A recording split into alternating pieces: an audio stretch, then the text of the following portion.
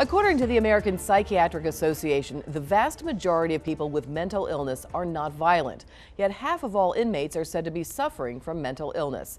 And that leads us to our next debate and our next discussion. We're joined again by Dee Benke, Jackie Guzda. Thanks for continuing to stay with us, ladies. And we also have John Paitakes. He's a criminal justice expert. And thank you for being here. Thank you for having me. Well, let's talk about this right now. Now, we've heard from the American Psychiatric Association that most people who have mental illness are not violent. You are our expert on this. I'm going to ask you to weigh in on that. Well, I can't give you an exact percentage or whatever, but there's more of a possibility that they could become violent because, unfortunately, the system isn't completely prepared to deal with them. If you do something wrong and you have mental illness on the street, let's say you shoplift or whatever, the first person you're going to encounter is a police officer. Now, he usually isn't, able to evaluate you completely, so he's going to charge you. If you don't make bail, you go to jail. So now, all of a sudden, you have somebody with some kind of mental health issue in jail who could become victimized, who could become more violent, who may need medication, is not getting it right away. So potentially you have something that could be explosive. And they say something like 350 to 400,000 inmates in jails in this country have some form of mental health illness. So it's an enormous problem. I'm going to mention three names. Jared Loughner, who shot 6 people in Tucson, including Gabby Giffords, Seung-Hui, he killed 32 people at Virginia Tech, and Adam Lanza, who shot 20 children and 6 teachers at Newtown. Each one of them was said to be having suffered from some sort of mental illness.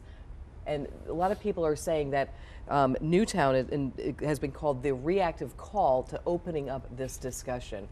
Any thoughts on this? And what do we do? How do we identify people? How do we put more resources into this? It's a huge problem, but where do we go? How do we begin to address this? Jackie? Well, you're right. I'm an instructor at Western Connecticut State University, where Adam Lanza was a student, and he got a 3.26. So he's this quiet guy that goes to class, he's succeeding, and then one day, pow, he explodes. So yeah, I think we have to put more money and more attention into mental health issues. Yeah, when you're talking about these tragedies, Mia, and they're talking about gun control, I'd really much rather us be talking about helping folks with mental illness and figuring out ways to detect it early so these things don't happen. More money and attention being put towards this, because it's a big problem. These were just 3 mass shooters, if you will, who were all put into the category of suffering from some sort of mental illness, which is why I brought them specifically up. So that's why I brought them up. But that's a good reason. That's a good reason for us to put more money into trying to help people with mental illnesses, because it does cause these terrible tragedies. Well, but guess who? We're going to see a lot of cutbacks, though. Well, yeah. Well, here's the alarming thing. I just read a report recently where President Obama had a summit meeting on mental health. However, it did not include law enforcement, courts, or corrections. Those are the 3 agencies where a lot of these people end up. And so I just find that hard to believe that did not include. They were not included in the summit. So I guess other experts. Who was included in the summit? I guess sociologists, psychologists, or whatever. But I mean, those are 3 key components that should have been involved. Absolutely. So that was a little bit alarming. But going back to what you said, better assessment early on, who's having a problem or whatever. Law enforcement, courts and corrections, all those areas need further training, etc. Judges who sentence people, right? Judges are not psychologists for the most part. They went to law school. However, they're responsible for sentencing. So, there should be some, further, training for all 3 of those sectors, I think, to just detect it earlier, And you're in the criminal justice department. What are some of the associated risks for folks who do suffer from mental illness when they're in the jails and incarcerated? Oh, there's a number of risks. First of all, suicide. All right, now you have a right as a correctional administrator to keep them safe while they're in jail or prison, even though they may be convicted.